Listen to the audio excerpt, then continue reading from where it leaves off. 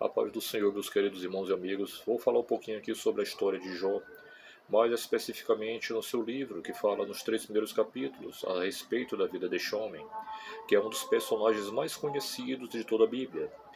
Muitos conhecem e sabem que Jó passou por muitas provações, por muitos sofrimentos, e que no final Jó teve a sua vida restituída. Mas eu quero aqui, meus queridos, também, desde já, fazer aqui uma analogia entre a vida de Jó e as nossas vidas. Será que nós também suportaríamos tudo quanto Jó suportou?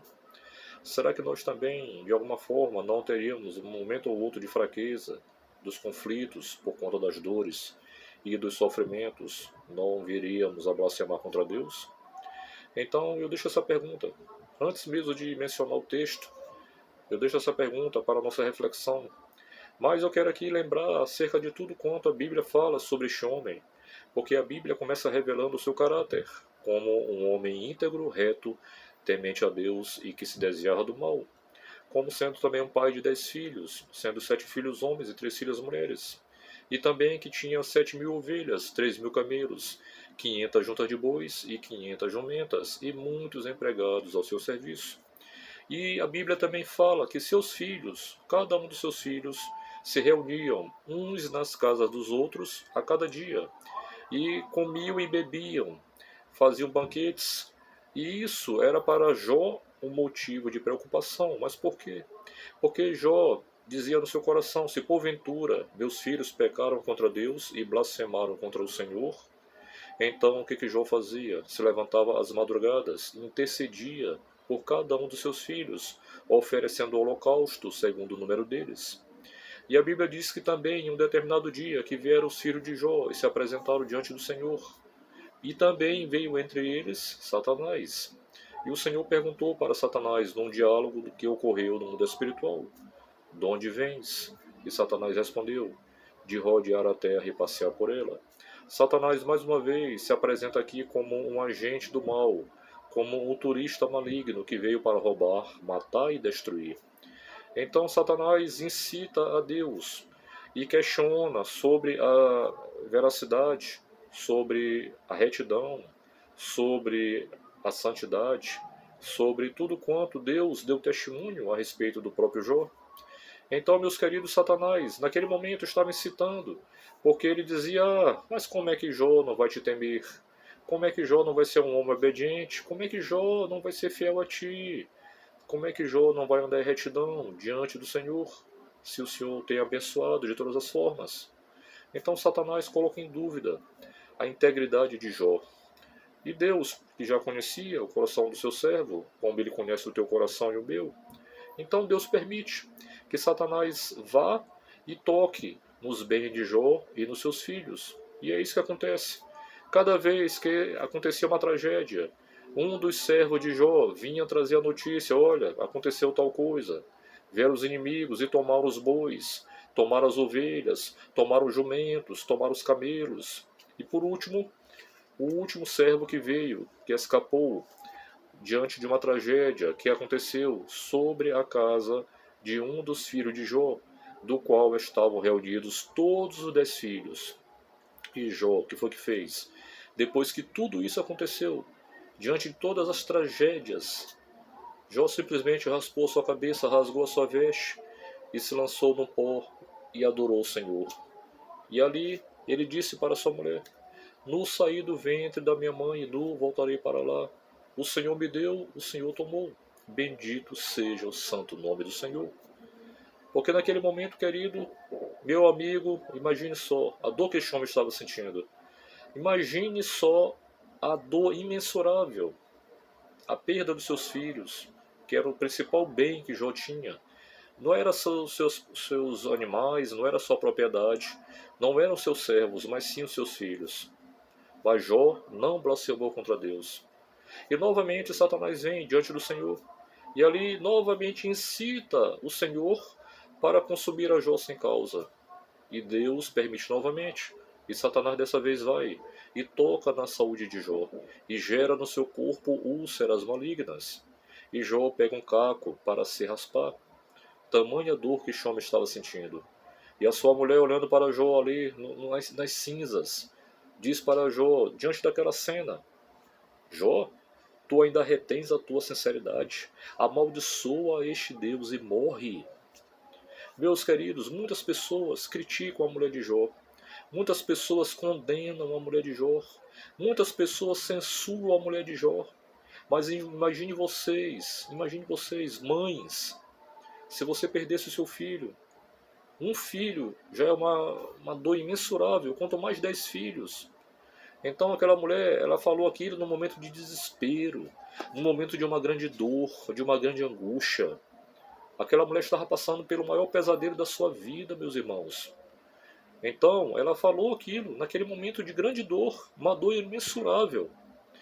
Mas Jó manteve a sua integridade, manteve a sua retidão e continuou adorando a Deus. Logo depois vieram os 3 amigos de Jó, que a Bíblia diz: ele faz Bildade e Zofar para o consolar. Porém, quando eles chegaram e viram Jó naquele estado, eles nem o reconheceram, diante de toda a situação que estava acontecendo sobre a vida daquele homem, e principalmente por se encontrar naquele estado, enfermo, e naquela condição toda. E seus amigos ficaram durante 7 dias, ali sem falar uma palavra sequer, diante de Jó, que tamanha era a dor. Então, meus queridos, no capítulo 3, Jó amaldiçoa o dia em que nasceu, mas em nenhum momento Jó blasfemou contra Deus. E no versículo 25 do capítulo 3, ele diz que aquilo que ele mais tinha receio aconteceu, e o que ele mais temia sobreveio sobre a sua vida, ou seja, a perda dos seus filhos. E depois, meus queridos, os seus amigos, Elifaz, Bildade e Zofar, começam então a acusar Jó, começam então a denunciar que Jó estava naquela condição, porque com certeza havia cometido um grave pecado contra Deus. E as acusações e as repreensões e tudo quanto aqueles 3 amigos de Jó, que começaram a especular a respeito do sofrimento de Jó, a respeito da dor de Jó, a respeito de todas as perdas de Jó. Aqueles homens só não foram ali exterminados por Deus, porque Deus ainda assim é misericordioso. E a Bíblia fala aqui no capítulo 42, quando Deus virou o cativeiro de Jó, e ali Jó orou pelos seus 3 amigos, e ali Deus restituiu a vida deste homem.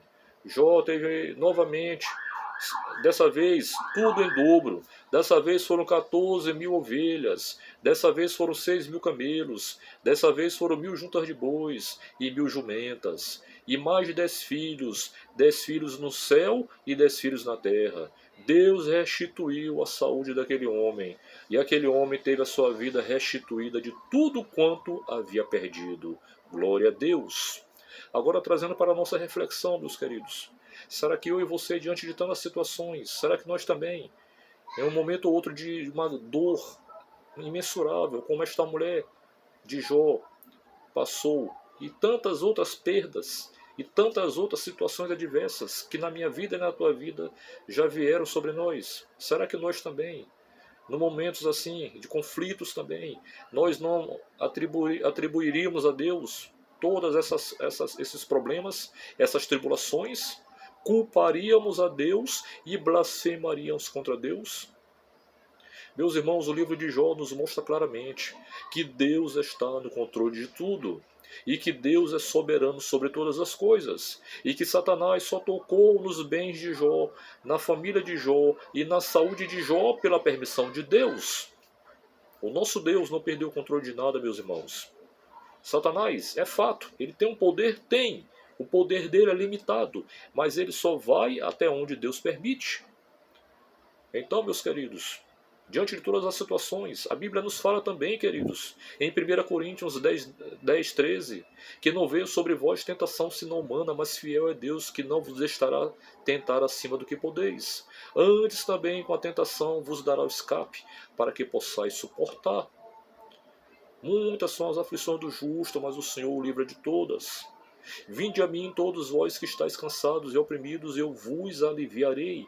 Tomai sobre vós o meu jugo e aprendei de mim, que sou manso e humilde de coração, e encontrareis descanso para as vossas almas, porque o meu jugo é suave e o meu fardo é leve.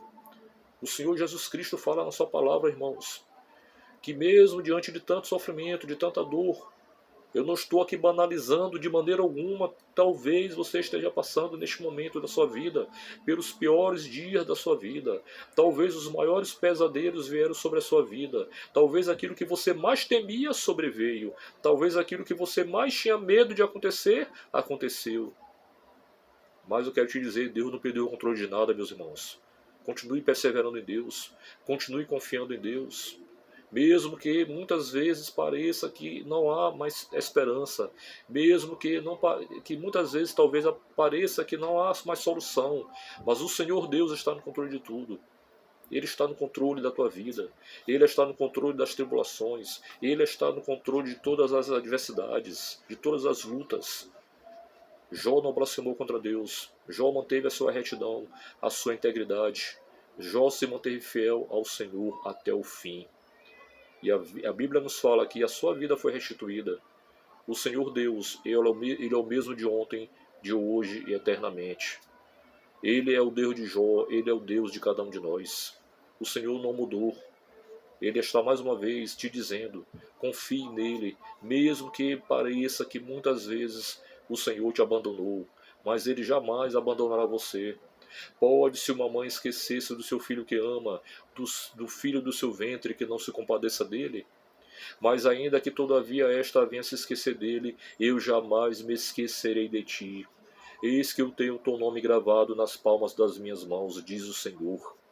Então, meu amado e minha amada, talvez mensageiros, assim como aconteceu, que aqueles mensageiros foram até Jó e trouxeram notícias de tragédias, e informaram a Jó diante de tudo aquilo que estava acontecendo. Talvez alguém também trouxe para você alguma notícia em que você está sem chão, está abalado emocionalmente. Talvez uma enfermidade grave que está sobre a sua vida. Talvez algo que aconteceu com seus filhos. Talvez seja uma prisão espiritual. Talvez seja uma prisão física. Talvez seja algo referente à tua saúde que esteja te abalando emocionalmente, espiritualmente e fisicamente. Mas cria no Senhor, que é o Deus da restituição. Ele tem todo o poder para te restituir, para de fato manifestar o seu poder restaurador sobre a tua vida em nome de Jesus. Amém? Guarda essa mensagem no teu coração em nome de Jesus. O Deus de Jó é o nosso Deus. Ele não mudou. Ele está aqui para te dizer que ele não se esqueceu de você em nome de Jesus. Deus te abençoe grandemente em nome de Jesus.